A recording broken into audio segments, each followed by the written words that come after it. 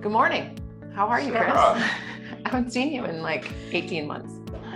So here we are. We're back working on climate in person again, sort of prepping for a legislative session that doesn't start till January, but we've got a lot of things ahead of us.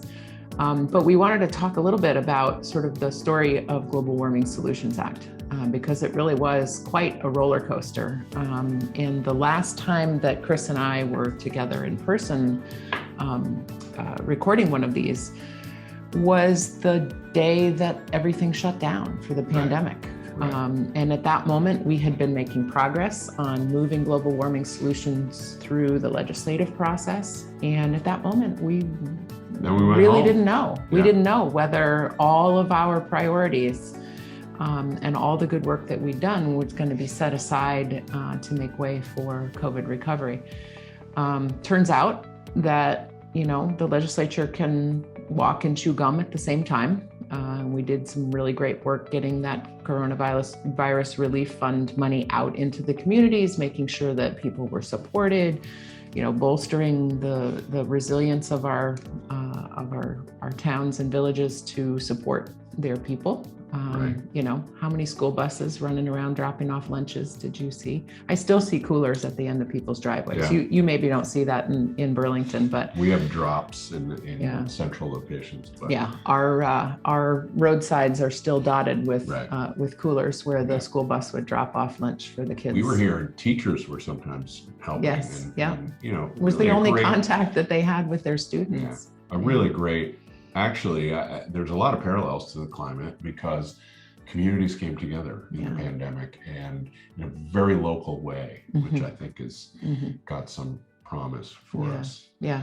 So late in the pandemic legislative session, we did pass Global Warming Solutions Act. And part of the logic, I think, we were very focused on COVID, but we knew that in the immediate years, like now, this was a year ago, like right now and next year and the year after that, the federal government was very likely to respond with infrastructure money, with some kind of stimulus money.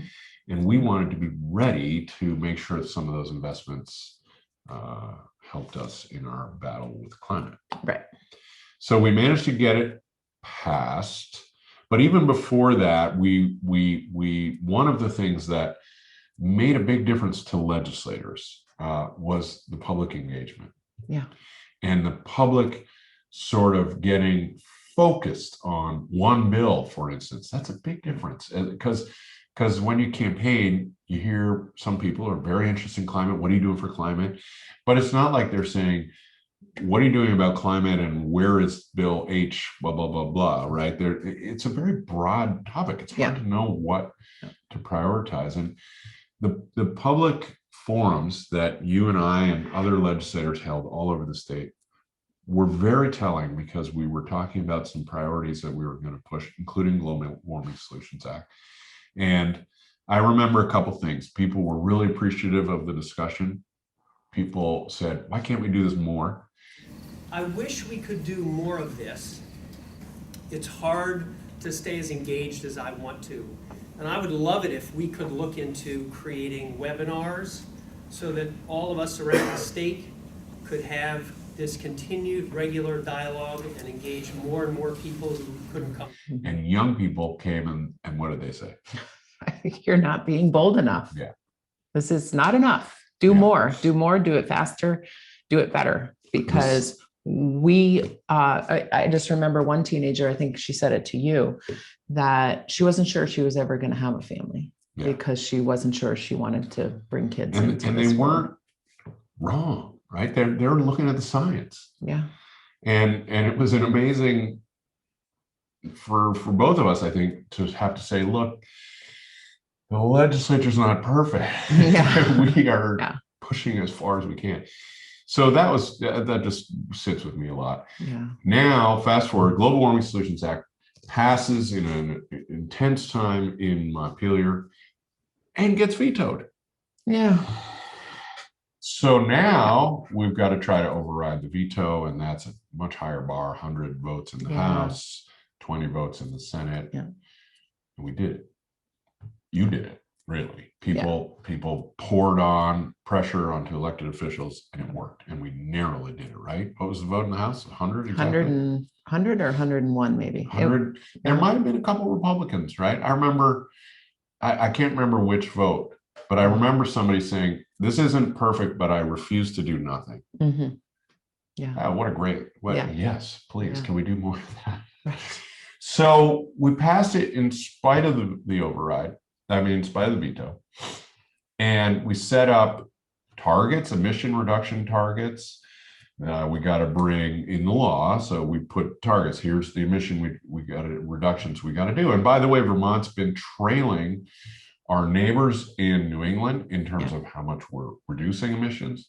We exceed our neighbors in New England in terms of per capita emissions. So we really have our work to do. So the bill, just a quick snapshot of the bill. It has emission reduction targets, 26% reduction of 2005 emissions, got to drop by about a quarter by 2025. It's right around the corner. And then 40% reduction from the 1990 emissions by 2030, and an 80% reduction from 1990 by 2050. Now, this tracks the Paris Agreement, right? That Governor Scott and others said, we're going to do, even though Trump withdrew us temporarily. Now we're back in that worldwide agreement. Yeah. And, I think the logic of following the Paris goals was that, the recognition that we had all of these governors coming together and joining this U.S. Climate Alliance and affirming our Paris commitments. And it only makes sense for all of us to be driving towards the same thing, because honestly, as we develop strategies and solutions here in Vermont, other states are going to be looking to that. Right. And in fact, as Chris said, we're behind our neighbors. So why don't you talk a little bit about what's happening with our neighbors who maybe are already a little ways ahead of us? So we weren't alone to enact the Global Warming Solutions Act or something like it. Maine and New York had done something very similar the year before us, just before COVID. Massachusetts had done it a decade ago. And as I understand it, Connecticut at least is looking at something similar now. But one of the interesting dynamics, and it's why Sarah and I are going to be talking to you a lot in the coming weeks. In Maine and New York, the governor didn't veto, the governor was part of it. And a booster. And so the public discussion in those states about their respective climate plans has been way different than what we've had. Yeah. And that it worries me in Vermont, because a plan of how do you reduce emissions by 26% from 2005 levels in 4 years is not just one or two things. It could be, this is what the legislature demands is tell us what we should do. Yeah. And then carrying that out and having the political will to execute that is going to take everybody. Yeah. And, in Maine and New York, they're in a similar trajectory, but they've had sort of, I think, a more engaged public dialogue about it in the years that it's taken them to pull the plan together. Yeah. So it's a little worrying, but here we are. It's a little worrying, and I think that as we look at the science that tells us we don't have time to dilly-dally or waste on thinking about what we're going to do, we really need to see the kind of leadership that we saw during COVID, which was, here's the science, here's what the experts are telling us, here's how we are going to show that we care about our neighbors by doing X, Y, and Z. And that was the tone and the leadership that we saw during COVID. And that's the tone and the leadership that we need in order to solve the climate crisis and in order to bring Vermonters along. Look, nobody in Vermont wanted to stay home every day, all day. Nobody would have chosen voluntarily to move their kids to remote learning online. And yet we did these things, and look at how much better off we are than other places around the country and around the world, because we came together and we said, okay, governor says follow the science. And so as we move into the next steps of the implementation of the Global Warming Solutions Act and the release of the climate plan, we really need to have that kind of message out to Vermonters. And we're hoping you all are going to help us to say, look, this is what the experts are telling us. This is what we need to do. Yes, it's different. Yes, it's in some cases uncomfortable. Well, it's change. I mean, we can't keep doing the same thing and reduce our emissions. Mm-hmm. So it requires change. So change is always some upheaval. Mm-hmm. But we ought to be able to do it in a way that actually improves quality of life, strengthens our economy. In fact, many of the solutions involve staying more locally focused. Mm-hmm. So not importing fossil fuels from the Gulf Coast or wherever, but depending on solar energy right here in the state. And with a few strategic investments that we certainly hope the climate plan will demand that Vermont make and help make on behalf of our citizens, we can actually reduce families' expenses on how they get around, on how they heat their homes, and improve the comfort of their homes. I mean, an electric vehicle, for instance, it costs a fraction to operate because you don't have oil changes. You don't have belts. You don't have all of that heat. You don't have an exhaust system. I have talked to friends who now have been driving electric vehicles for a number of years, and they say, look, other than putting the snow tires on in the winter and getting the brakes fixed once in a while, that's all I've done to my car. Right. Imagine that. But most Vermonters by far cannot afford an EV, and so that's where those strategic supports in order to help move in that direction. The exciting thing, another exciting dynamic right now, is there's a lot of federal money coming in to deal with things like air quality, right? Things that relate to COVID, and even some of we're trying to figure out how you can use this money. But for instance, schools got a lot of money, so do towns directly from the feds. So hopefully schools will say, you know what, we can use this one-time money, invest in solar array for our roof, and radically reduce our energy costs in our operating budget, and so bring tax rates down, right? Or slowing the growth of school budgets. So here's another one. I got another one, just because we're throwing out cool ideas of ways that the infrastructure dollars that are coming into the state can be used as a win-win. Municipal wastewater systems, right? Yeah. Big emitters of methane, which is a very powerful greenhouse gas, and one that we don't want to be just blowing off into the atmosphere. And so as we do improvements in our wastewater treatment facilities with our ARPA dollars and with our infrastructure dollars, we can be helping municipalities run their systems more efficiently and reducing the emissions out of their wastewater. And what systems. Do they make? They cap it somehow, make power out of the methane? Why not? Right? I think so. And so now they're pushing electricity onto the grid. And we just saw that in Addison County, a methane digester, biggest one in New England, going to be, reduce methane emission, reduce phosphorus emission, an economic benefit to that particular farm. If we're thoughtful about it, and we are trying to be thoughtful, it should be a change, but not a painful change. It should be positive, but it's a change. So people are going to have to, we're going to have to work together, and we're going to have to decide we're pulling in this direction together, because otherwise, it is going to splinter, and it's going to be tricky politically and economically and so on.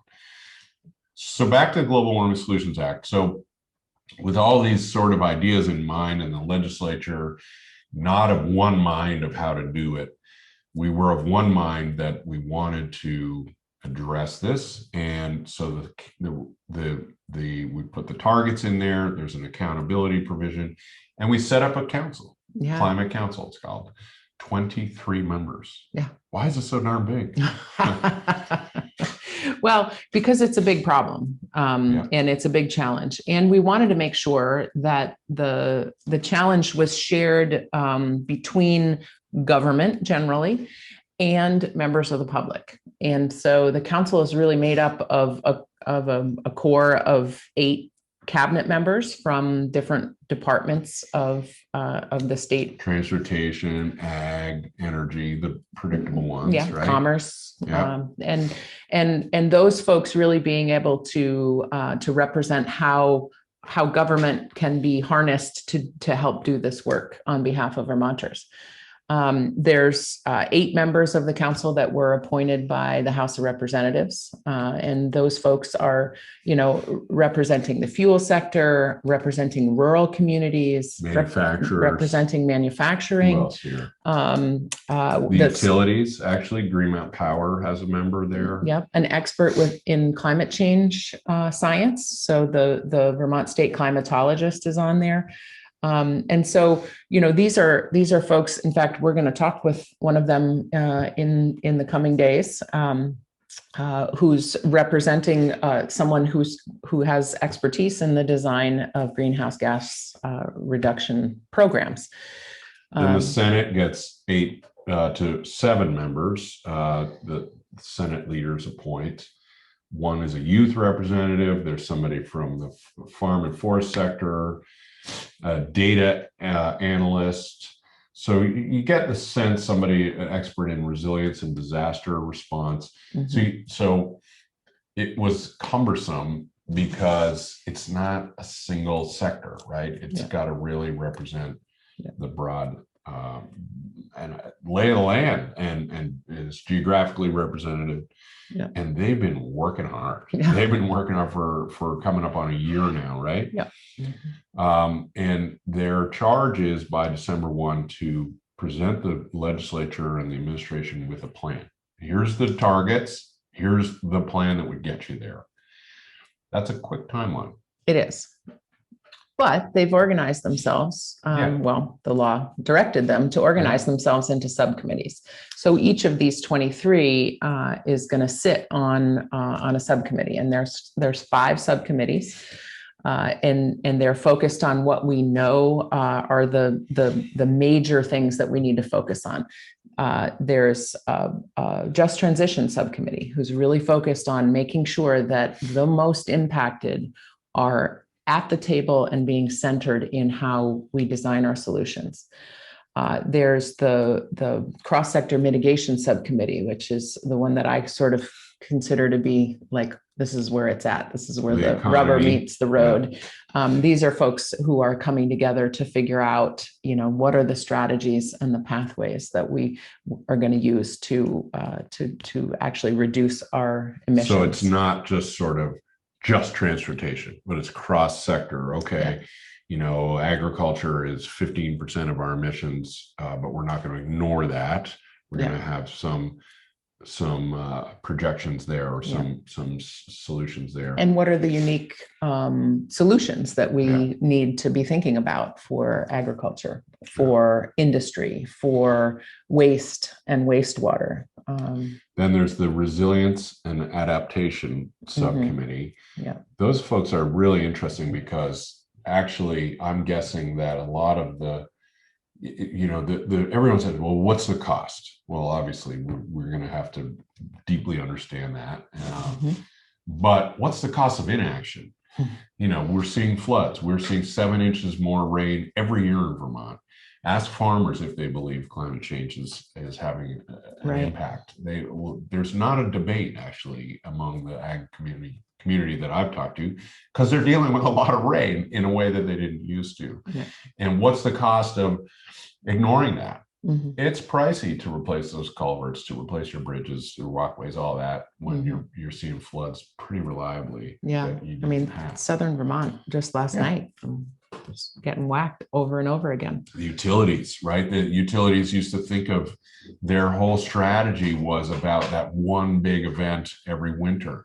Now it's about these micro storms that blow through a tiny little area and pull all these trees down and interrupt the grid that way. Then there's ag and ecosystems, another subcommittee that we've said 4 of them, I think.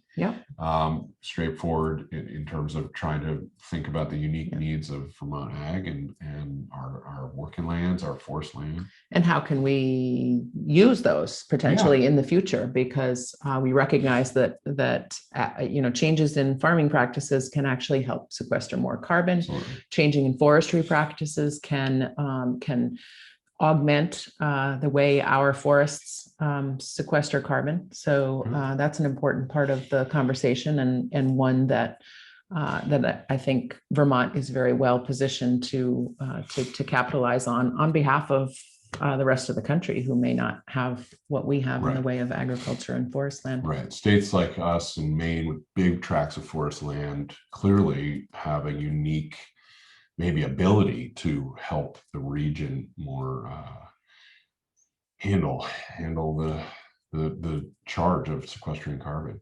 And then we have science and data, right? It's all got to be backed up by data.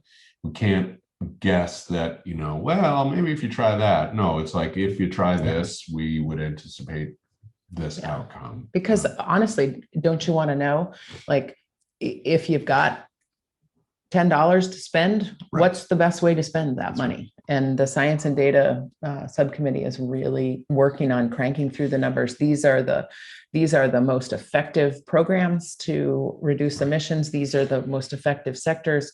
And then they'll bring those all together and cross-check each other's work and come up with a plan that gives us the set of goals that we need to get to 2025. And some of the folks on the Climate Council are worldwide experts. I mean, actually, it's been very fun to watch the homegrown expertise that we've had across the state engage in this challenge and kind of say, I would do this. I've been to China, I've helped them with their grid, I've worked in Europe, just kind of a broad perspective of what we're trying to do here.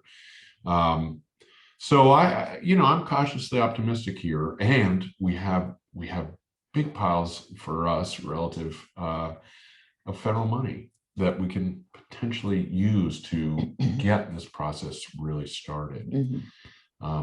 So it's exciting, but the political lift is very real. Yeah. And if you've been in the legislature or watched Montpelier at all, there tends to be a sort of whoa, we thought down here. That was great in concept, but whoa. Yeah. Well, when I said we wanted to address climate, I didn't realize, it was going to be $100 million price tag. Well, it might be, and what's the cost of inaction? And how much of the federal money, we got $1 billion from the feds last year, can we put there? I think a lot. And I think that, ultimately, if we do it well, we make investments that strengthen our economy, that don't hurt Vermonters anything but, make it cheaper to live here and have a higher quality of life. Is that the overview? Is that what we want folks to know? What else do we need to let them clue them in on? So I do want people to be focused on the timeline here. Because we're recording this in the summer, and this fall, September, October, the Climate Council is charged with getting around the state and talking to Vermonters about it. You gotta stay engaged, please. Go to those events. We're gonna publicize those events as soon as we hear the dates and the places. I would imagine some of them will be in person, some of them will have a virtual component. We need Vermonters to show up at those events the way you came to our events and said, are you being bold enough? Are you sure you can't do more? Or this is unacceptable because it's moving too slowly. But we need Vermonters to get out there and make their voices heard and kick the tires on this the way you helped us in 2019 kick off Global Warming Solutions Act. And so these events are going to be places where the members of the Climate Council will be present, but there are also going to be things that that legislators and the governor are going to be listening to and watching for. So we hope that our climate supporters here will get out and get involved in these. We need your help for sure. Sarah, nice to see you again. It's good to see you. And you know who else it's good to see? Bob, the green guy. Bob. Hey, Bob. Always helping us. Thanks, Bob.